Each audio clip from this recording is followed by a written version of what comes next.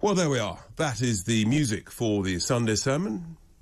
But in solidarity with comrades and brothers in arms, I'm going on strike.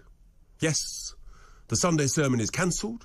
The show is cancelled, except there'll be some critical announcements into and out of the news and the adverts. But apart from that, there'll either be silence or you may hear some music. That's it.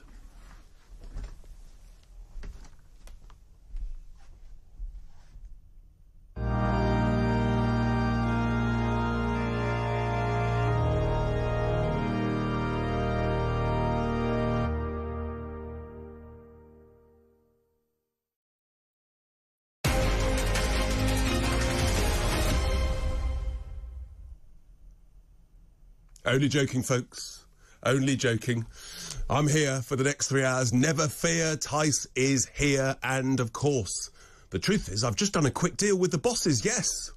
And I love my work, lots and lots. And they said, Tice, for heaven's sake, get back in the chair. And I'm in the chair. And this week, the Sunday sermon focuses on broken Britain. Yes, because the truth is, you look around and it's carnage, it's chaos. It's a case of what's not broken as opposed to what is broken. And we've also got to look at what are the solutions? How do we unbreak these things? Because I always say to people when they bring me problems, I say, well, OK, well, that's the problem.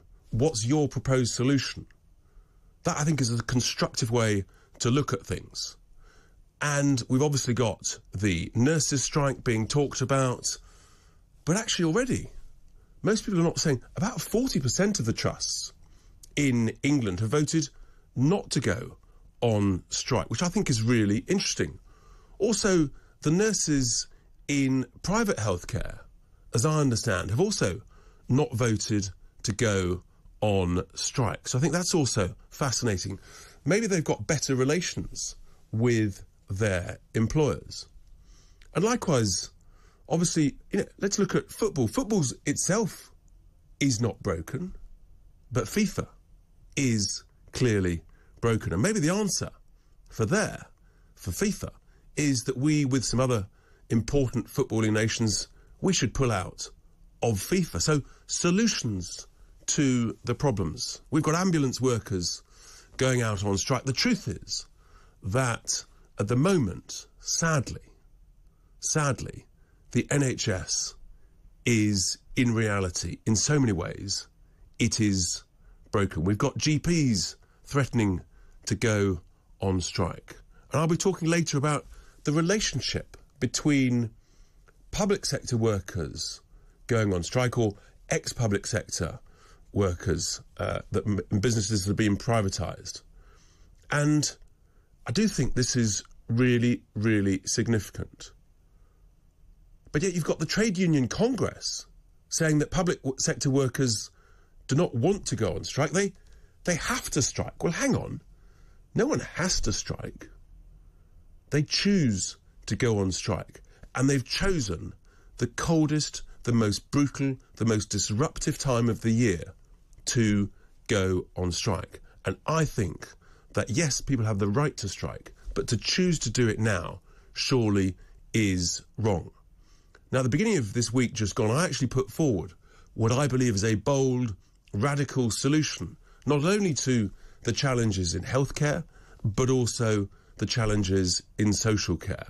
A bold, radical solution that would sort out the strike immediately, would attract staff and retain staff into these two critical industries. So wherever there's a problem, I like folks to come up with a solution.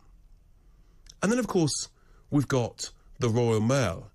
Good luck hoping that a Christmas card might get to its recipient by Christmas Day. The suggestions, you'll be lucky if it gets there by the end of January, for heaven's sake. Now, my issue with the Royal Mail, which of course was a public sector business, it's been privatised.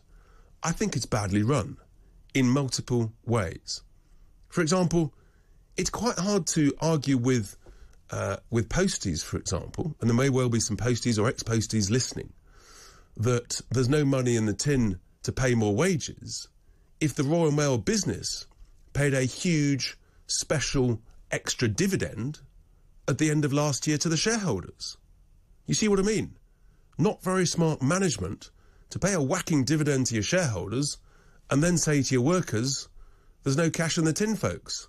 But I'll be interested in hearing from postal men and women who may be working at the moment. They may recently retired. What I do recall from postmen I've spoken to is actually they do get some really quite decent holidays and sensible, relatively short hours. So I think there's an important discussion and balance there to be had. But I think the Royal Mail is fundamentally a badly run business if it makes such a crass management mistake. And then let's look at the rail workers. Well, effectively, although they claim to have been privatised, the truth is it was renationalised during the pandemic in all but name. And they have a long track record of some of the grumpiest unions that any of us can ever remember. And you hear about these archaic Dickensian working practices. The refusal to modernise, I think, is probably greatest in the rail industry. And I genuinely wonder if actually it's some of these hardline, almost communist unions that are trying to break Britain, that are trying to force an early general election. And then we hear Border Force, they're going on strike, and that's why soldiers may be being called in to man some of the border posts at airports and places. Well, we'll be talking about that in the third hour of the show. Passport office workers, potentially firefighters, potentially baggage handlers, all of these heavily unionised entities going on strike. But I've been talking about the solution to all of these challenges for months now. The way to get more net pay in people's wages, to make work pay, and to improve take-home pay weekly and monthly, is to lift the minimum threshold at which people start paying income tax. If you lift it from 12.5 grand to 20 grand, then that dramatically improves the net take-home pay for all. And of course, it's less inflationary. Rather than have a 10 or 15%, what some people are claiming, increasing gross pay, if you lift the income tax threshold, then you increase the net take-home pay without having such a large increase in inflation. And that would help to deflate the growth in prices that people are so concerned about. So there we are. There I have a solution for the issue. Now, the other critical thing that we need to talk about, which is completely and utterly broken, is the benefit system. It is in a terrible state. And it's so broken that the labour force is disappearing in front of our eyes. There's some 1.5 million more people on benefits than pre-COVID. Now, sadly, what's happening is too many people are realising that if they play the game, they can do really quite nicely. And I was really struck by this example that I'm going to focus on now, where if, let's say, you're a young couple, a young couple, and you want to have children, you work out that actually the smart thing to do is not to get married. No, you can be partners. It's hard to get on the ladder and all that. But if you want to have children, people are working out, and this is literally happening as we speak. So you have your children, and then you pretend to have a row, so that you're then a single parent with, supposedly you've left your partner, but you might still be friends with your partner. But you're in a house, you're renting a house. The partner might be living in the second room. Yeah, well, we get that. We know what's going on there. And then, of course, you go on benefits. And if you're a single mum on benefits in London with 2 children, you could be earning, tax-free, this is unbelievable, £36,663. Tax-free, universal credit. And if you're working up to 16 hours a week, so 2 days a week, on top of this at a minimum wage, for example, that's an extra £7,900. You're 44,000, that's your earnings. And the thing is, if you're working just 2 days a week, apparently there's no benefits cap. Now, whereas if you then go and work a third day, then you lose some child benefit, there's no extra reward. Now, if you're working a 40-hour week with 2 children and you're earning £60,000, you get no child benefit. So your net take-home pay is £43,000. You see where I'm going with this? It's absolute insanity. If you're earning £60,000 with 2 children living in London, your net take-home is worse than a single mum with 2 children living in central London. Now, of course, there are variations around the UK, but the trend is absolutely clear.